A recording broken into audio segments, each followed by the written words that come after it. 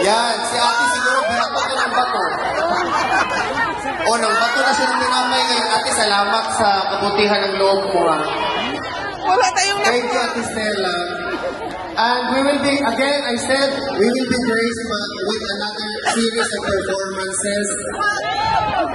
Oh, yung iba na. She is from Davao. Her name is Gina pala. Thank you. From Davao. Hindi karagay namin. Sige, Gina. Sige. Ladies and gentlemen, let us welcome her with a round of applause.